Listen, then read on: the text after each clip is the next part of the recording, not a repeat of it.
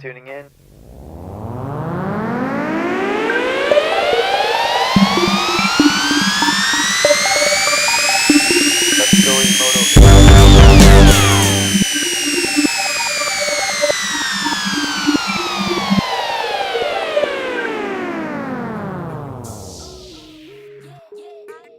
This is Billy and welcome to Story Moto ADV.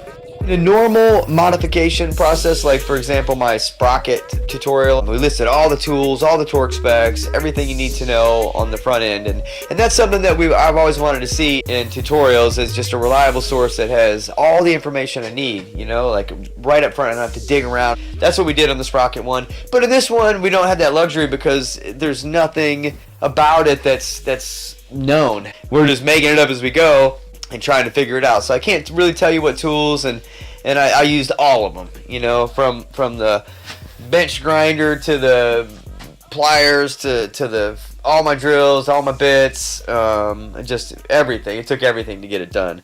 Quick note, we do not claim to be mechanics, body repairmen. We don't claim to be anything, actually. We just claim to be adventurers who wanted this bike a certain way. So if you like what you see, if you want to see it continue, man, we would appreciate it. Subscribe, and, like us, follow us. We're on Instagram, Facebook, all that stuff. And thank you so much. Let's get to it. We got some work ahead of us.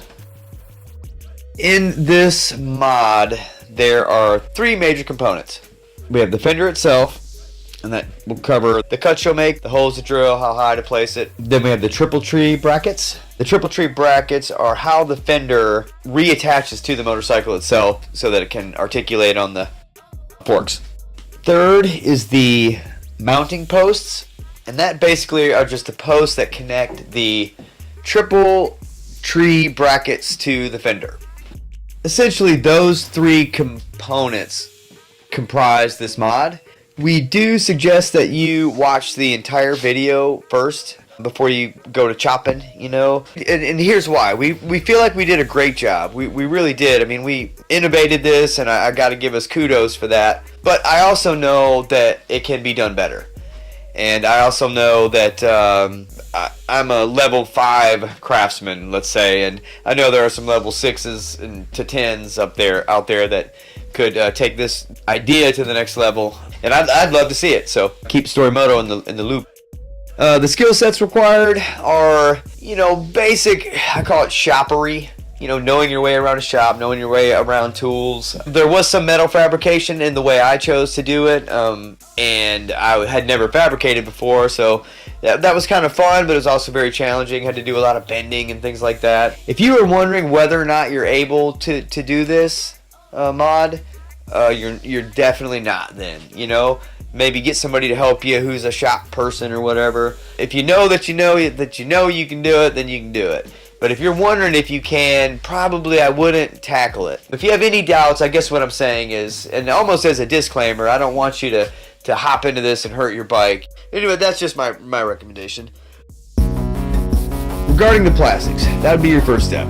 Unfortunately, you have to cut the plastics to even be able to fit in the position to even test the mock positioning of the fender itself.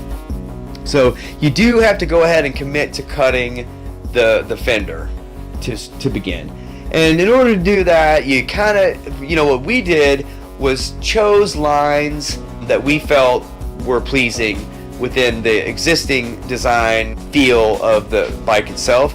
So I guess in short, I'm saying our contour cut lines were complementing features of the Versys that we liked. And one of the cool things about the Versys is that if you'll notice, its design is all, there's no real contour to it. It's all faceted. It's kind of hard cuts, like, you know, Batman-y, edgy, angled cuts. It's just a really cool style they chose to design this bike in. So in cutting the lines, your first and most important thing is to get them right. What we did to keep the jigsaw from scratching the fender, we covered it with blue tape, and then we drew the contour lines on. And we drew one side and cut it, and then used those cutoffs to scribe the other side, so we knew that it would be symmetrical and exactly the same. When you cut, you'll need the finest, you know, steel jigsaw, just a standard steel jigsaw blade, but a fine metal blade.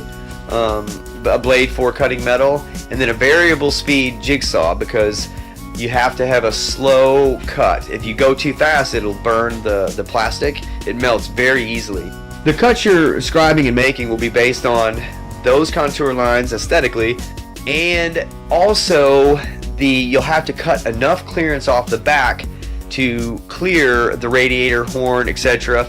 We recommend moving the horn like we did, but you'll still need to cut some off the back of the fender. And you'll see in these pictures, I think we've included some shots of our scraps so you can get an idea of how much we cut off. That'll be helpful.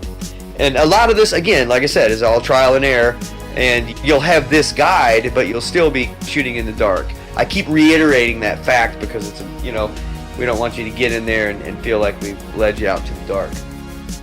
Once you've made your cuts, you'll then be taking that fender to the motorcycle for some dry fitting, some mock placements. But I'm going to go ahead and tell you, while we're on the subject of plastics, how to refinish that plastic.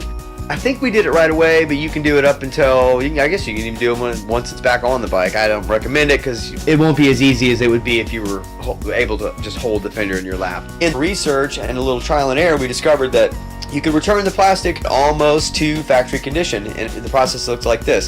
When you're done, you've got the flat edge. You can sand that edge with a block of wood, like a 80 grit sandpaper using a block as a firm surface. If you're going to use an orbital sander, it needs to have a variable speed on the lightest setting, and I wouldn't go under 100 grit.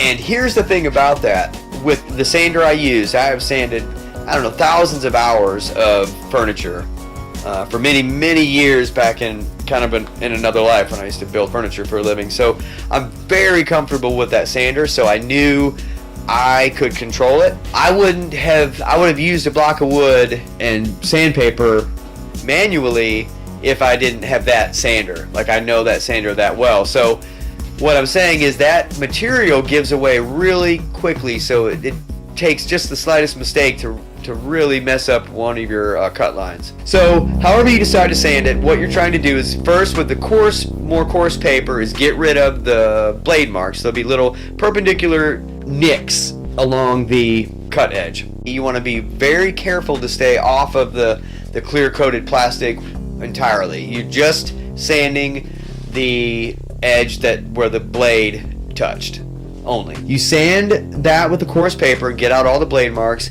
and then you graduate papers. I think we went 100 grit, and then 400, 600, 1,000, and then I think after 1,000 we did 1,600, and then 1,600 wet sand. I don't think you had to do all that.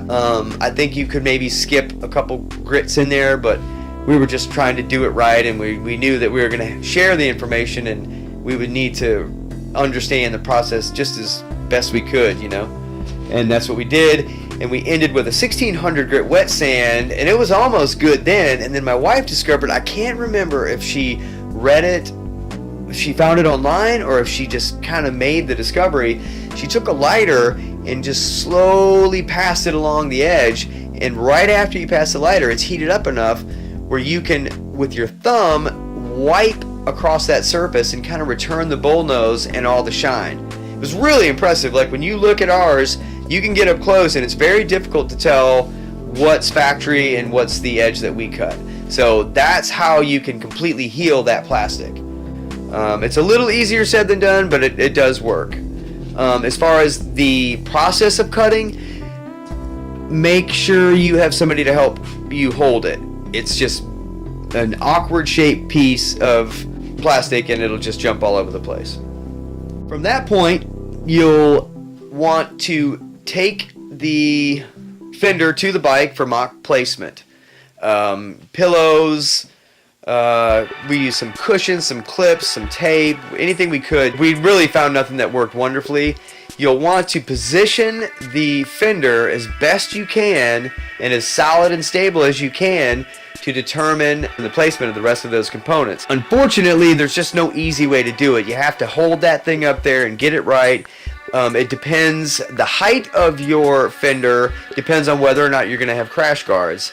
Mostly people with high Fenders probably, I think, would have crash guards, but that's up to you. What you would do is make sure that whatever height you put it, be that height all the way up without crash guards, or of course beneath the crash guard. Make sure you have enough room that the steering articulates all the way left and all the way right. I know that's kind of a no-brainer, but it's really important that you check it and double check it. If you got to this tutorial by going through our playlist, part 2 will start next. If not, just look for Versys X High Fender Mod Part 2 Story Moto ADV. You'll be able to find it. And sincerely, thanks so much for watching. It means a lot for people to appreciate this work. It is a lot of work, but we enjoy sharing it. So, seriously, thank you.